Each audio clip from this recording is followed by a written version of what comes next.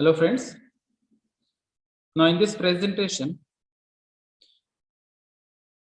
we are going to discuss about the sampling techniques, which is relevant to the toxic and flammable chemicals only. So as in the previous sessions, we have discussed about the various process hazards, and in that we have discussed about the toxic and poisonous chemicals, how to handle that, what are the safety measures, etc. Then to compare or control the limits, that is called as maximum permissible limit or permissible exposure limit given by the state pollution control board or the central pollution control board or by some other standards, we have to measure these types of toxic and flammable chemicals. So for that purpose, we have to take the samples of these toxic and flammable chemicals, and then we have to analyze that, right? So what exactly the sampling techniques, or which are the sampling techniques which are available for this toxic and flammable chemicals? So let us discuss. There are mainly three sampling techniques are there, that is called as personal air sampling. Second one is workplace air sampling. Third one is ambient air sampling. So from this name itself, you can understand personal means only related to that person. So we have to take the air sample from the respiration zone of a person. So respiration zone is defined as the periphery or the diameter from our nose, like 30 centimeter. So from that area, we are going to take the air sample, and the equipment is attached in such a way that up to 30 centimeter distance, we have to take that air sample. So it is a respirable air. So that respirable air should be collected by this personal air sampler. So we are going to analyze the air for the personal level. Then another type is workplace. So wherever you are working, that may be a site, that may be a manufacturing industry, that may be a particular department like R&D department or production department or some administrative office, whatever it may be. So at that workplace, we have to collect the sample from that area, not from the single person. So we have to take the air sample from that area, right? So I am sitting in this laboratory that may be of 70 by 70 square meter. So we have to take the sample from this lab, right? So that may be from the central place. And so that sampling is called as workplace air sampling. And ambient air sampling means, ambient means surrounding. So out of the building or out of the plant, out of the department, whatever the air is available, so that air should be collected. So normally if you check, observe, these ambient air samplers are located at the different places, that may be on the roofs or the terrace of some of the buildings in the cities, or that may be placed at the central places where the traffic is more, or some at the signals also. So that is called as ambient air sampling, that is outside the area or outside the working place. So that is ambient air sampling. So these are the main three methods of the sampling.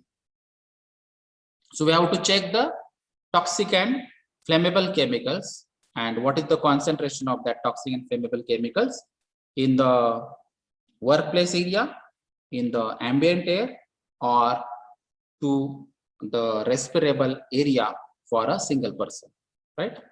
So there are different instrumentations are available for this sampling. There are two methods for this sampling airborne particles, a filtration sampling, and another one is use of direct reading equipment, right? So filtration sampling means to sample for a particulates. A filter is loaded into a filter cassette used as a part of sampling train. So this is called as sampling train. If you observe, The main part is only a filter. So this is a filter holder, and here only a particular type of paper is utilized to absorb that particulates. And other parts like sample inlets, then impactors, then cassette assembly, etc. are the different parts. But we have to focus on that filter only, where it absorbs the particulates. So that may be a dust particulate, that may be a PM10, PM5, etc. So depending on the capacity of that filter paper, we have to utilize this sampling method for the collection of these particulates. Another method is DRM, that is direct reading method, which is a valuable tools for detecting and measuring the worker exposure to inhalation hazards. So if the workers are going to inhale this air, which may contains the dust, so that should be detected first.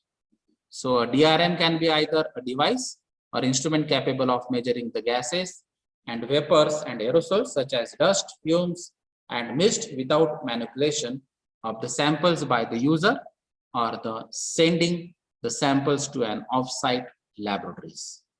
So this is the second method, that is called as direct reading method. Personal dust sampler. So this is the picture and the mechanism you can understand. So in this area, within the 30 centimeter dia, that is of breathing zone. So it is indicated in this also, 30 centimeter hemispherical breathing zone. So we have to attach this sampler here, and this is like this. So contaminants are going to enter into this personal sampler, and then it is exhausted. So we have to trap this dust into this personal sampler, and there are a variety of samplers are also available. So in this picture also you can understand this is the dust monitor. So including the video camera also, you can monitor or analyze these types of equipments. So this is a cyclone type dust sampler, that is personal air sampler. So we have already discussed about that train. In that train, the cyclone is one of the component or the part.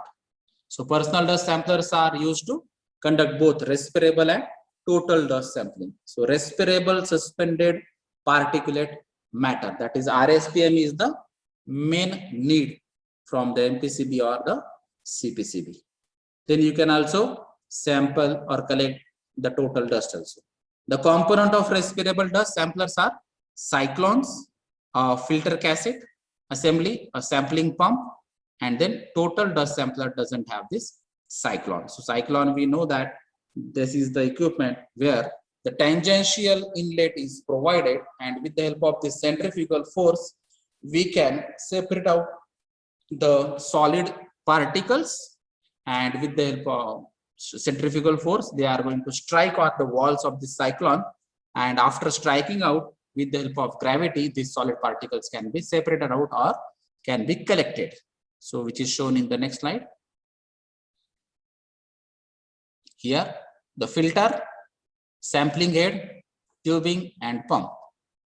So this cyclone can be utilized, and it is called as sampling train, because these different components are connected as a train.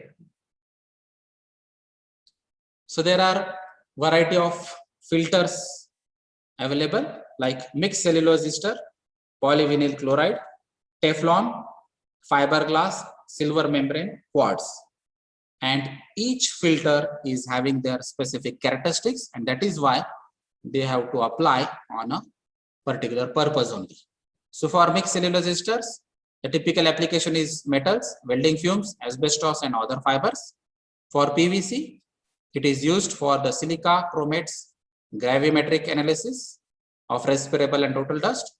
Then Teflon is used for the PM10, that is particulate matter 10 micron, pesticides, acids, aerosols, PNA, and solvents.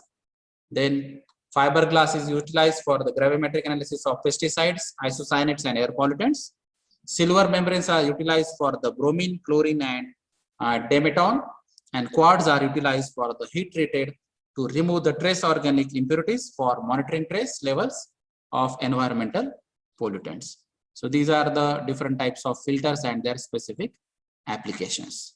So this is the sampling procedures and their components are presented in this diagram. So we know that this is the end plugs and the different components are attached. The main part is filter. So on this filter only, this dust is going to adsorb, and then we have to measure this dust. So generally the conventional method is that pre-weight and after weight.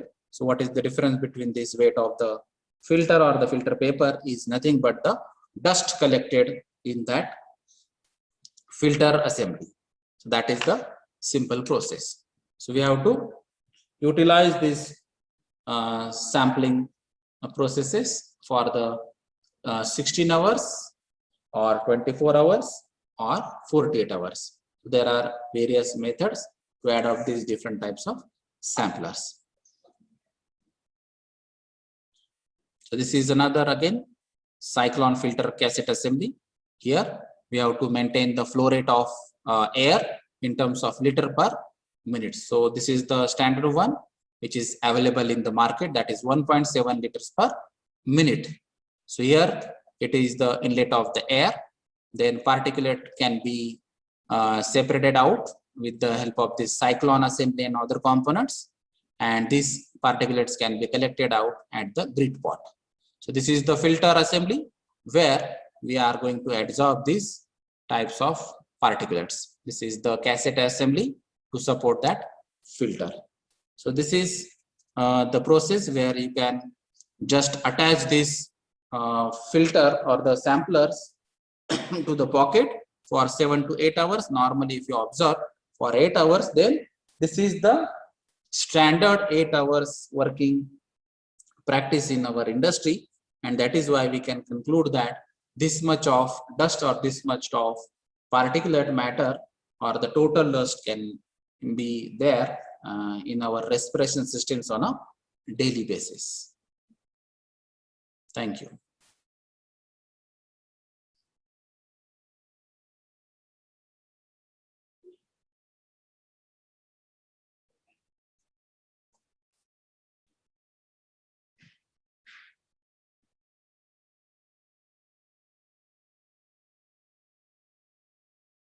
Hello friends.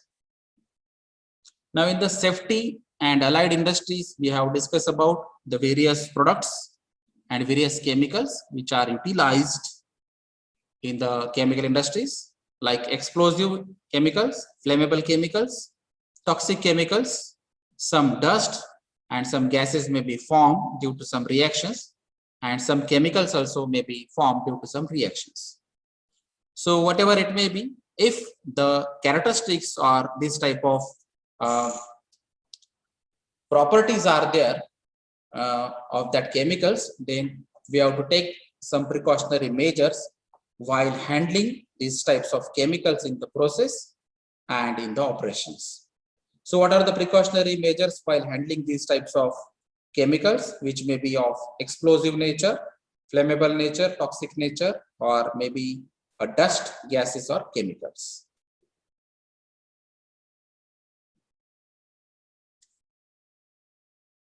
The chemical can be present in the atmosphere or might be settled in surfaces.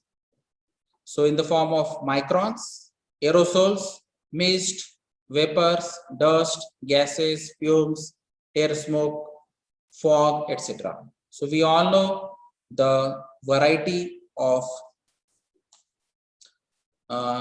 symbols or utilization of these chemicals in terms of variants. So this may be the case, and that may adversely impact on our health. So by touching these chemicals on the surfaces or by inhaling these chemicals through the respiration systems, or some chemicals may have the characteristics that they can directly penetrate our skin and they can react with the blood also. So we have to check the characteristics of all these types of chemicals. So for toxicity, we have to refer the MSDS, material safety data sheet. And for reducing the presence of these chemicals, we have to adopt some filters, HEPA filters, BAC filters, and the area should have the AHU system or the units. So we have to provide some proper ventilation systems. We have to provide some LEV systems like local exhaust ventilation systems. And then only we can reduce the concentration of these types of chemicals, or we can absorb these types of chemicals with the help of these types of different systems. That is one of the precautionary measure. Then the other precautionary measure is if the operation include the process in which there is a possibility of emission of microparticles into the workplace, then proper health monitoring of operator worker shall be done and PPEs shall be worn. So we have to utilize the specific personal protective equipment for that specific chemicals, because the respiratory type chemicals may have a different adsorbent systems or the chemicals. So for that particular adsorbent, particular chemical only can be adsorbed. And nowadays, the multi-gas adsorber systems are also available. So normally 3 to 4 chemicals can be adsorbed on a single adsorbent, and that can be also useful as a latest PP. So to reduce the concentration, to avoid the respiration or to avoid the entry into the body, we can utilize these types of PPs.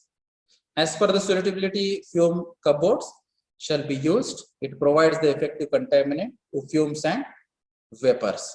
So fume cupboards should be utilized wherever it is suitable. Then another precaution is there should be system that person should not smoke, eat, drink in working areas. So there should be dedicated canteens for these types of things. That may be for the drinking facility, that may be for the lunch, dinner, breakfast, cup or tea facilities, and there may be a provision of smoking zones also, like a IT zone. Then risk assessment should capture about likelihood of release and corrective and preventive action shall be taken to arrest the release. So corrective actions as well as preventive action should be followed, which is given by the experts. Then control to prevent fire explosion from the occurring, including the correct design elections and maintenance of the equipment and protective devices. So we have to control these fire hazards and explosion hazards wherever possible. That may be a part of erection and commissioning part, that may be a maintenance part, that may be a regular manufacturing process.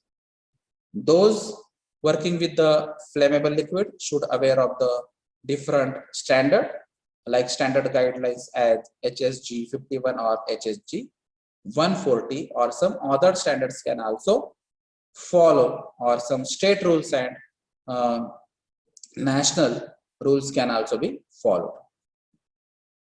Then zoning, that is one of the another precautions. So the regulations also specify criteria for the classification of hazardous zone on the basis of frequency and duration that an explosive atmosphere of vapor, gases, mist and dust may occur. So in one of the act clearly mentioned that zone 0, zone 1 and zone 2. It means if you define clear cut the zone and what exactly the meaning of that zone is. So from that act also, zone 0 clearly defines the dangerous zone. Then zone 1 is moderate zone and zone 2 is less dangerous zone as compared to 0 and 1. Because in zone 0, there are continuous and maximum chances of having the hydrocarbon or the fossil fuel gases. Means there are chances of fire and hazards. But in the zone 1, it is in the normal operating conditions, and in the third, that is in the zone 2, it is only under abnormal conditions. Then disposal of waste chemicals, it shall be done as per the different waste management guidelines. So waste management rule is there, and accordingly we have to control this waste, how to treat this waste, then how to pack this waste, how to transport this waste, etc. All the guidelines should be followed. So person shall be well trained for this waste management technique. Document shall be completed with the sending the waste for the disposal to a particular third party, which is authorized party from the central government itself, and they are going to treat that particular waste, chemical waste, on a particular site only. So all the guidelines should be followed for the disposal of waste chemicals also. So these are the different precautionary measures, which is especially for the explosive, flammable, toxic substances, dust, gases, and other chemicals. Thank you.